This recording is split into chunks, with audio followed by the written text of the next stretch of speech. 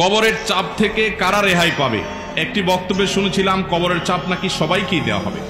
ভাইরা আমার, কবরের আযাব, বিশেষ করে কবরের প্রথম চাপ, আযাবটা শুধুমাত্র পাপিষ্ঠদের জন্যই হবে, কিন্তু কবরের যে একটা চাপ থাকবে, কবর প্রথমেই একটা চাপ দিবে।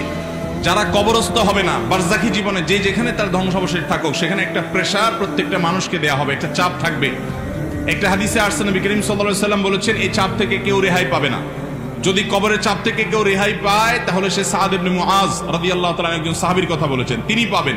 এছাড়া আর কেউ কবরের চাপ থেকে রেহাই পাবে না। তবে এটা আলমুল গায়েবের বিষয়, কেমন হবে সেটা একমাত্র আল্লাহ ভালো জানেন। এটা ঠিক, যারা ঈমানদার তাদের চাপটা হবে সহনীয়, যারা বেঈমান তাদের চাপটা হবে অসহনীয়। এই জন্যই কবরের এই জগৎটা সম্পর্কে সবচেয়ে বেশি ভয় পেতেন সাহাবায়ে কেরাম, এবং খুদ রাসূল আকরাম সাল্লাল্লাহু আলাইহি ওয়াসাল্লাম সাবধান করতেন। তিনি বলেছেন, কবর হলো আউয়ালু মানাজিলিল আখিরাহ, আখিরাতের প্রথম ধাপ। যে ব্যক্তি এই ধাপে পার পেয়ে যাবে, তারপরে সব ধাপগুলো সহজ হবে ইনশাআল্লাহ।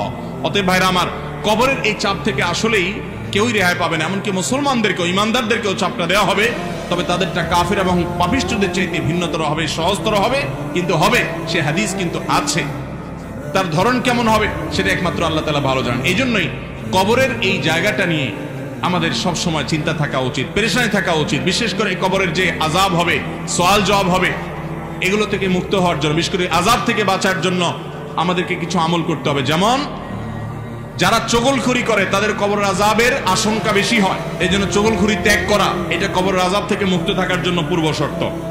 আরেকটা হলো পেশাব থেকে ভালো করে পরিচ্ছন্ন হওয়া, পবিত্র হওয়া। ঘর বাড়ি, জামা কাপড়, শরীর পেশাবে মাখামাখি না করা, যত সম্ভব পেশাব থেকে পরিচ্ছন্ন থাকা। কারণ নবী রাসূলুল্লাহ সাল্লাল্লাহু আলাইহি ওয়াসাল্লাম বলেছেন, ইস্তানজাহু মিনাল বাউল, তোমরা পেশাব থেকে পবিত্র হও ভালো করে। ফাইন্না আম্মাতা আযাবিল কবরি মিনহু, কারণ বেশিরভাগ কবরের আযাব পেশাবের কারণে হয়। এই জন্য পেশাব থেকে পরিচ্ছন্ন হতে হবে।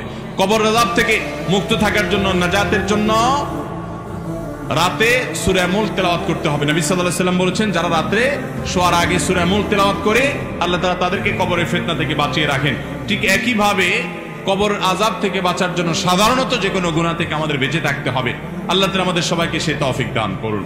তাহলে ভাইরা আমার, কবরের যে চাপের কথা বলা হয়েছে, হাদিসের ভাষ্যমতে সেটা সকলকে দেওয়া হবে, এমনকি ঈমানদাররাও সেটা থেকে রেহাই পাবে না। এই জন্যই সাহাবায়ে কেরাম অনেক ভয় পেতেন কবরের জগৎ নিয়ে।